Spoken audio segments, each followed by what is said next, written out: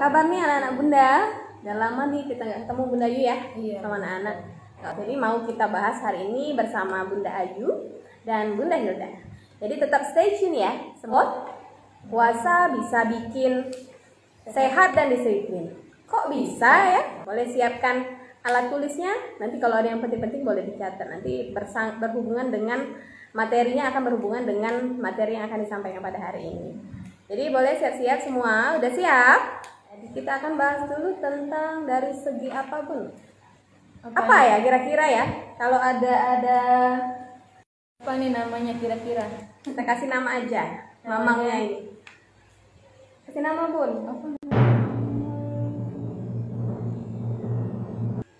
Tahu nggak kenapa puasa itu bisa bikin sehat dan disiplin? Oke, kita bahas dari sisi kesehatan. Oke, tema hari ini atau judul hari ini yaitu adalah puasa bisa bikin sehat dan disiplin. Kok bisa? Nah ya, pertama kita harus tahu dulu sehat itu apa sih?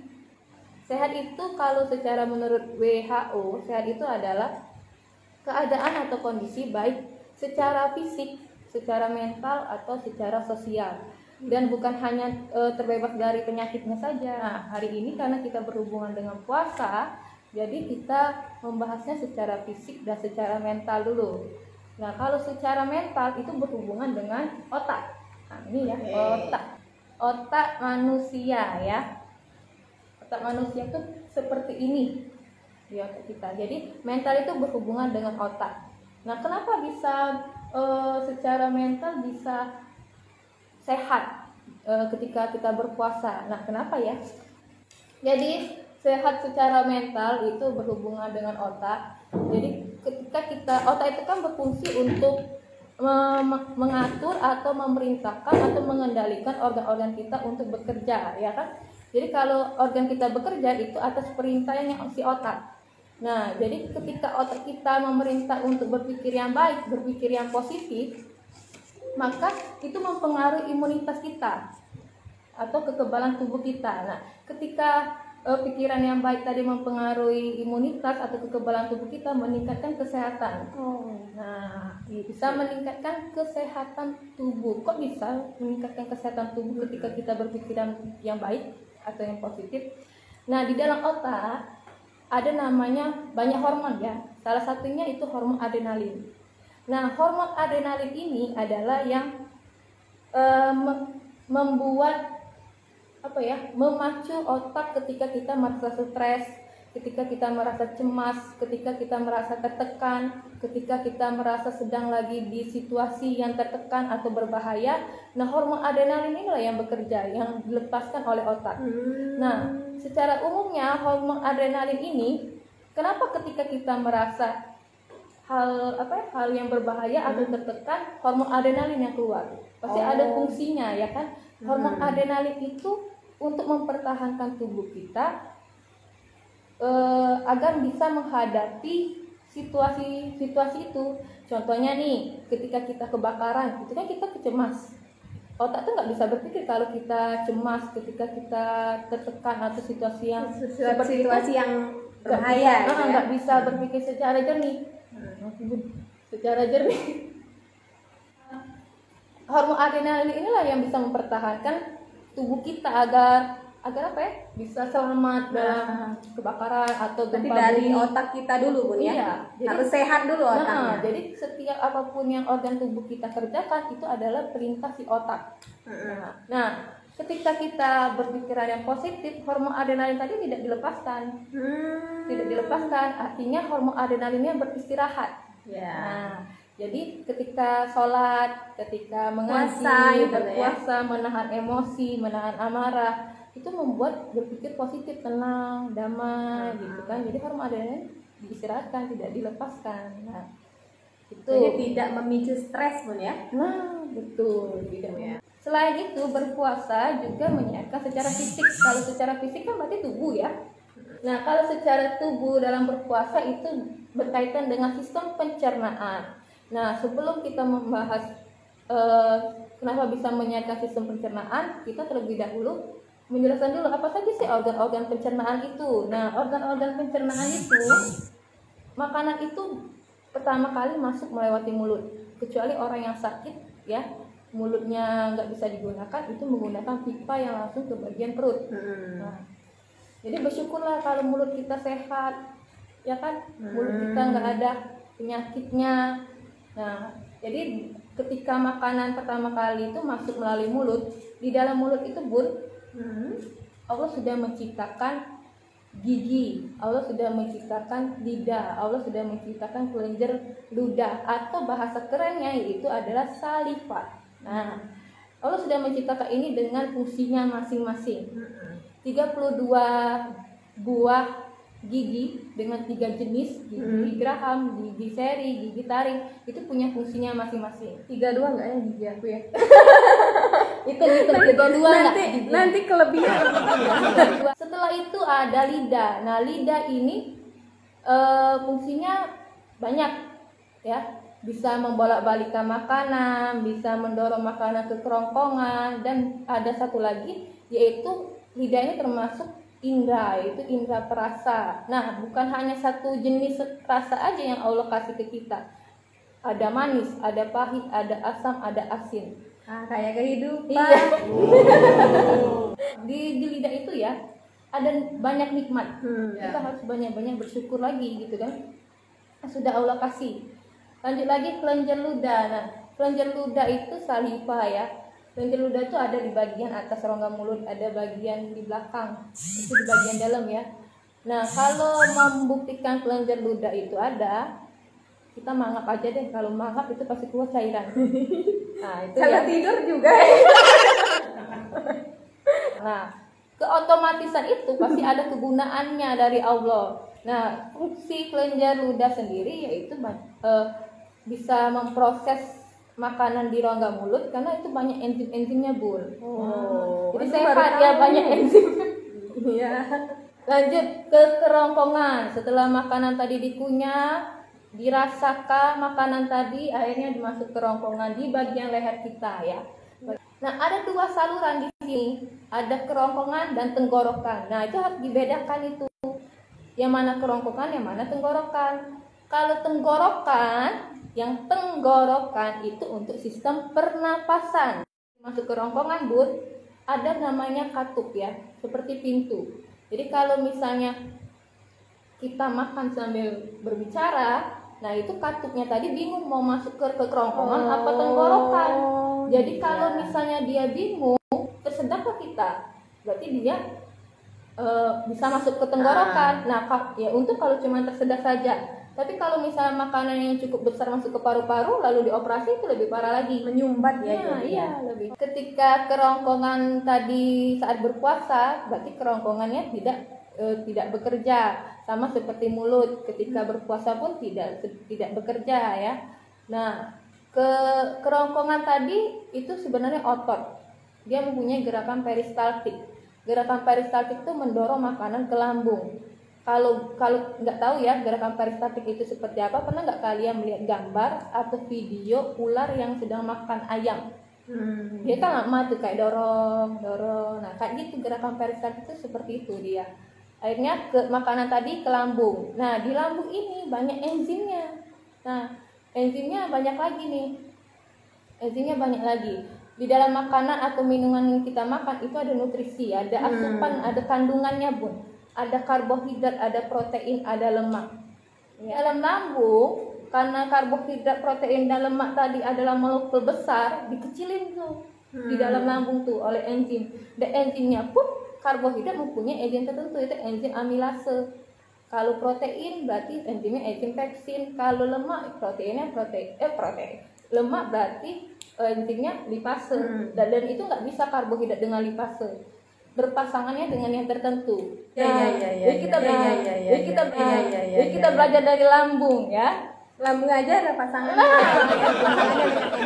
Iya, enzim. Jadi kalau kita bahas enzim itu lebih luas lagi Bun. Enzim itu kayak puzzle. Kayak puzzle. Nah, ketika puzzle enzim amilase, dia akan masuk dengan dengan karbohidrat. Seperti itu juga dengan lipase, seperti itu juga dengan protein. Nggak bisa karbohidrat dengan lipase, pasti selalu berhubungan dengan enzim yang sudah ditentukan tadi. ya, di bagian sini lambung. Nah, di lambung ini ketika kita berpuasa, lambung ini tadi beristirahat, tidak bekerja. Nah, kalau lambung itu pasti identik dengan penyakit emak ya. Nah, kenapa kita bisa bertahan berpuasa terus perut kita nggak sakit? Nah, di lambung ini ada namanya getah lambung. Getah lambung itu memproduksi atau menghasilkan namanya asam lambung. Nah, sebenarnya lagi yang banyak kita tahu, emak itu adalah sering kita bilang telat makan. Iya. Nah, padahal bukan telat makan, tidak tepat waktu. Itu tuh cuman apa ya? Penyebab sekiannya telat makan itu. Nah, penyebab utama emak ini adalah banyak makan, bukan Bun? Nah, banyak bisa makan. terjadi karena kebanyakan makan. Ini sebelumnya ya, kalau di Indonesia, kayak pernah deh ke Amerika ya. Di Indonesia itu berpuasa itu lebih kurang 14 jam. Nah, makanan dan minuman yang kita konsumsi ketika sahur itu bisa bertahan atau di tubuh kita 8 sampai 10 jam. Sedangkan kita berpuasa itu 14 jam. Nah, berarti kita energi kan gini, makanan itu bisa menghasilkan energi. Kita kedipin mata aja tuh dari energi yang berasal dari kita makan. Jadi energi itu pun ada kadar gula namanya. Kadar gula, glukosa. Nah, ketika 14 jam, lebih kurang 14 jam kita berpuasa dan cadangan energi itu bisa digunakan 8 sampai 10 jam. Berarti kita kurang energi sekitar 4 sampai 6 jam. Tapi kita nggak mati. Tapi kita masih bisa bergerak, beraktivitas. Dari mana energi itu? Nah, jadi sebenarnya di 4 jam sampai 6 jam setelah energi yang tadi habis, masih ada cadangan energi lagi tuh. Cadangan energinya itu adalah jaringan lemak. Jaringan lemak itu tersimpan di bawah kulit, di pembuluh darah, di usus, di hati, di pankreas.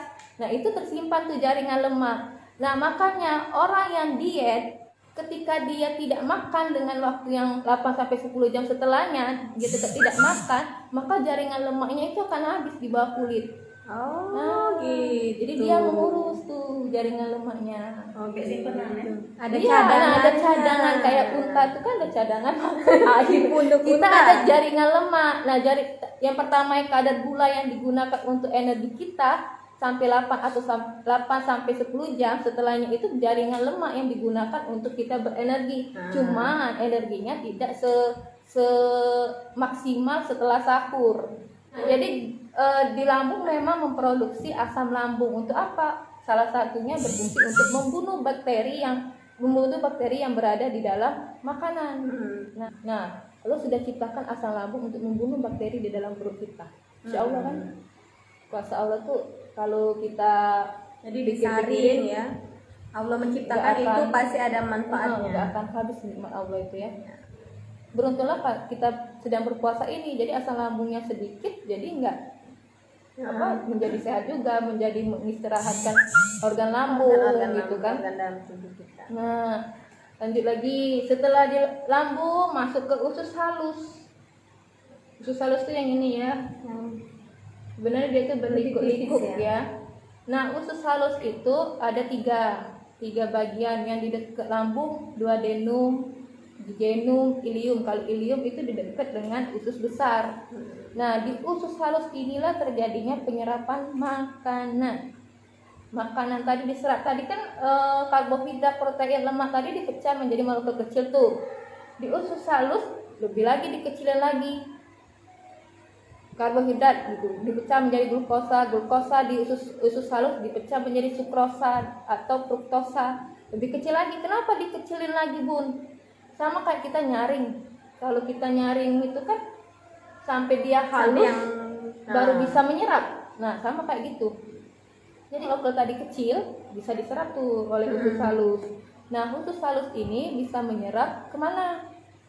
Siapa yang mengedarkan energi tadi ke seluruh tubuh? Siapa ya? Yang mengedarkan sari-sari makanan adalah sel darah merah. Jadi usus halus ini di dindingnya ada pembuluh darah, ada kapiler darah. Nah, kalau di duodenum dia akan berhubungan dengan hati. Nah, oke, lanjut lagi. Ketika di duodenum berhubungan dengan hati. Nah, itulah tadi di hati dipecah lagi, disimpan tuh jaringan lemaknya ada, kolesterolnya juga ada. Jadi kolesterol itu bukan yang buruk aja, ada yang baik, ada yang buruk. Lemak pun ada lemak jenuh dan lemak tak jenuh, ada yang baik, ada yang buruk. Oh ya, salah Bu. Hati tadi bukan berhubungan dengan duodenum itu bukan berhubungan dengan hati, tetapi dengan pankreas atau kantung empedu. Setelahnya baru berhubungan dengan hati bagian usus halus yang lainnya. Nah, setelah tadi kan diserap oleh usus halus melalui pembuluh darah. Pembuluh darah itu tersebar dari atas kepala sampai ujung kaki. Nah, ketika sel darah merah membawa sari-sari makanan, itu disumbangin tuh di otak sekian, di mulut sekian, di organ jantung sekian, di organ kaki sekian. Jadi dibawa oleh pembuluh darah. Jadi kebanyakan penyakit itu dari apa yang kita makan, karena dia tersebar ke seluruh tubuh melalui pembuluh darah. Dan sebenarnya lagi Bun, sel darah merah pertama kali itu di dalam tubuh bukan warna merah. Warnanya ungu kebiruan. Oh, sama kayak gini lagi. Itu ungu. Ungu kebiruan. Nah, setelah dia mendapatkan oksigen yang kita hirup, berubah tuh menjadi sel darah merah. Dia membawa sari-sari makanan ke seluruh tubuh. Nah, setelah usus halus tadi sudah diserap melalui pembuluh darah, ketika dia berpuasa, nah apa yang itu tadi ketika dia dalam keadaan normal ya, maksudnya tidak sedang berpuasa. Ketika berpuasa, usus ini juga beristirahat Bun. Jadi kalau gini deh, usus halus itu lapisan. Jadi kalau lapisannya semakin menebal, maksudnya semakin menebal itu namanya barang yang diserap itu pasti ada sisanya, pasti ada bekasnya. Nah, ketika kita berpuasa, bekas tadi itu kan menipis.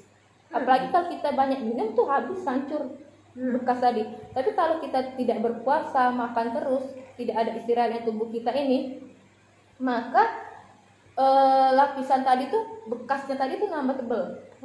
Nambah tebel sehingga kan tadi lapisan itu ada pembuluh darah tuh Bu. Kalau tambah tebel nggak bisa nyerap makanan dong. Akhirnya kemana glukosanya tadi? Ke lemak lagi, timbullah menjadi lemak di bawah kulit, jadi gendut. Dibahas terus ya. Iya. Nah, itu tadi ya. Jadi untungnya berpuasa, satu mengistirahatkan organ-organnya ya. Dan yang usus untuk usus halus berarti dia menipiskan bekas-bekas penyerapan tadi sehingga menjadi bersih. Jadi kita mudah menyerap lagi tubuh, menjadi lebih sehat lagi gitu bersih kan. ya, jadi ususnya. Lalu makanan tadi sudah diserap oleh usus halus ke pembuluh darah, ada sisa metabolisme masuk ke usus besar. Usus besar tuh sudah ke usus besar, maka ke rektum dan ke anus ya. Jadi berpuasa itu sebenarnya memberikan waktu untuk organ tubuh kita beristirahat sejenak. Dia beristirahat bukan berarti sedih Bu, dia malah senang karena Istirahat gitu ya. Iya. Ini kan kerja terus. Ketika sudah proses sahur sampai enggak makan, enggak minum dan menahan semuanya ya, menahan hal-hal negatif tadi, berbukalah puasa kita. Nah, ada hadisnya ya, berbukalah dengan yang manis-manis. Dan itu memang benar, berbukalah dengan yang manis-manis. Kenapa itu? Berbuka dengan yang manis Karena mengandung gula. Gula benar. Jadi mempercepat menggantikan kadar gula kita yang kurang tadi. Gitu. Itu secara mental yang berhubungan dengan otak, secara fisik yang berhubungan dengan saluran pencernaan. Oke.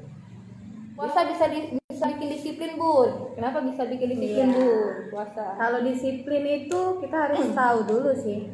Itu perasaan taat dan patuh terhadap sesuatu yang merupakan yang menjadi tanggung jawab kita. Jadi disiplin itu kan banyak. Jadi sebenarnya disiplin itu dari diri kita sendiri.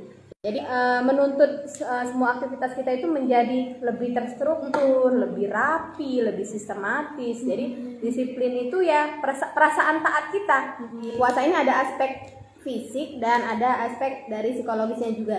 Jadi kalau seorang muslim yang berpuasa itu, kalau dari fisik itu ya tadi makan dan minum ditahan, nggak makan. Jadi itu yang berupa fisik ya, yang berhubungan dengan tubuh kita. Jadi kalau yang berhubungan dengan psikologisnya itu mematuhi aturan yang menjauhi sifat-sifat tercela. Contohnya tadi kayak ngomongin orang, apalagi berbohong, itu termasuk di aspek psikologis. Jadi dari puasa itu kita harus pahami dulu ada aspek fisik dan aspek psikologisnya. Puasa itu juga menempa kita untuk konsisten. Jadi setelah puasa ini apa sih yang kita dapat? Jangan cuman puasa aja 1 bulan puasa, besoknya ngulang lagi. Jadi ini juga melatih kedisiplinan kita. Jadi 3 disiplin yang dibentuk dari bulan Ramadan ini adalah, yang pertama adalah kita ini menunaikan kewajiban. Jadi seperti ada di Quran surah Al-Baqarah ayat 183. Yang kedua adalah disiplin waktu. Di puasa ini kan kita tahu nih waktu, ada waktu sahur, imsak jam berapa, subuhnya jam berapa, terus sampai menunggu saat berbuka. Jadi kita tahu waktunya. Nggak mungkin.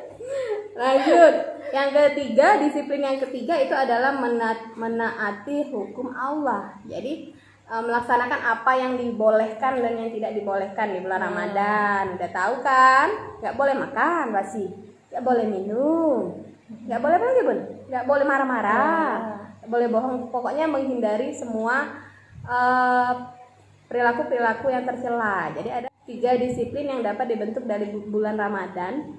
Bunda ulangi lagi, yang pertama adalah disiplin dalam menunaikan kewajiban. Yang kedua disiplin waktu. Yang ketiga adalah disiplin menaati hukum Allah. Jadi yang namanya disiplin juga itu pangkal kesuksesan, Bun. Jadi orang disiplin itu pasti sukses. Jarang sih orang yang nggak disiplin itu yang tidak sukses ya. Karena lebih menghargai waktu, aturan, dan tanggung jawab.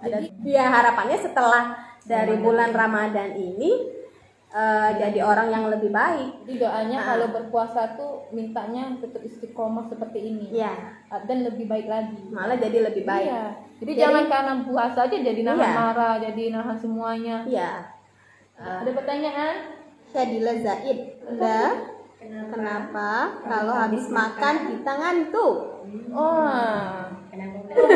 Makanya kayak sunnah Rasul tuh makan itu jangan sampai penuh lambungnya, 3/4 aja tuh sudah cukup. Ya ada ini kalau puasa kan 1/3 makanan, 1/3 minuman, dan 1/3 udara. Jangan satunya makanan semua. Semuanya makanan semua itu bagaimana? Gak ada udaranya. Tadi kan ingat tadi asal lambungnya tuh ikut naik. Kalau misalnya penuh ngantuk tuh golongan otak kan?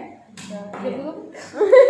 Itu sepengetahuan Bunda kalau misalnya oksigen, otak kekurangan oksigen. Iya, satu ya penyebab ngantuk itu kekurangan oksigen. Jadi kalau orang nguap terus itu kekurangan oksigen keluar. Nah, yang kedua karena kebanyakan makan tadi itu berhubungan juga langsung ke otak. Sebenarnya kalau sudah banyak makan itu ngelakuin aktivitas aja. Jangan dibawa gitu. Jangan dibawa gitu. Jangan ngikutin alur. Iya. Justru kalau tadi ya sudah jawab ya, mungkin karena kebanyakan makan, bisa jadi kurang oksigen. Kandungan dari makanan itu apa gitu, bisa jadi kan. Terus itu juga mungkin bisikan setannya kali ya. Ya, tidurlah.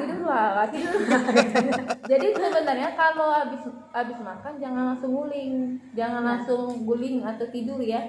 Ada lagi yang ingin bertanya, boleh ya? Pakai passwordnya tadi yang buat puasa bisa bikin sehat dan disiplin. Kok itu passwordnya disebutin? Pertanyaannya apa Bun? Yang itu Bun? Iya. Puasa bisa bikin sehat dan disiplin. Kok bisa?